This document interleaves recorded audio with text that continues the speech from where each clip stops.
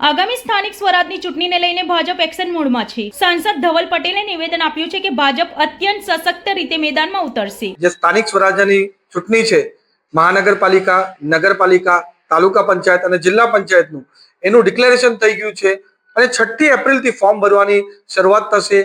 11મી તારીખ છેલ્લી તારીખ છે ફોર્મ ભરવાની, 13 તારીખે સ્ક્રુટિની થશે અને 15મી તારીખ ફોર્મ ખેંચવાની છેલ્લી તારીખ હોવાની છે અને ખાસ કરીને 26મી તારીખે પૂરા ગુજરાતમાં સિંગલ ફેઝમાં મતદાન થવાનું છે અને 28મી તારીખે આનું વોટિંગ ને કાઉન્ટિંગ થશે। ત્યારે અમને સંપૂર્ણ વિશ્વાસ છે કે ભારતીય જનતા પાર્ટી અને નરેન્દ્ર મોદી સાહેબ પર લોકોને વિશ્વાસ હતો અને આગળ જતા પણ આ વિશ્વાસ બરકરાર રહેવાનો છે અને વધવાનો છે।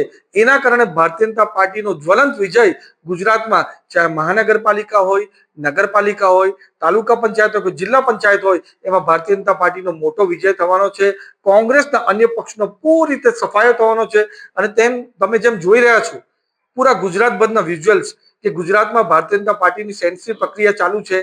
10,000થી વધુ બેઠક માટે હજારો યુવાનો, મહિલાઓ, ખેડૂતો, દરેક સમાજના લોકોએ ટિકિટના માટે દાવેદારી કરવા માટે સેન્સિટિવ પ્રક્રિયામાં પહોંચી રહ્યા છે। એ બતાવે છે કે આ જે ટિકિટ ઈચ્છુક લોકો છે, જે યુવાનો છે, એમને પણ ભારતીય જનતા પાર્ટી અને મોદી સાહેબ પર જ વિશ્વાસ છે।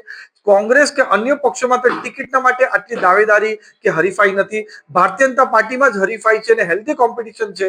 એ બતાવે છે કે ભારતીય જનતા પાર્ટીનો તારો ગર્દિશમાં છે અને આવનારા સમયમાં પણ ભારતીય જનતા પાર્ટી હજુ મજબૂતાઈ સાથે ગુજરાતમાં ઉતરીને જ્વલંત વિજય 28મી તારીખે ભારતીય જનતા પાર્ટી હાંસલ કરશે।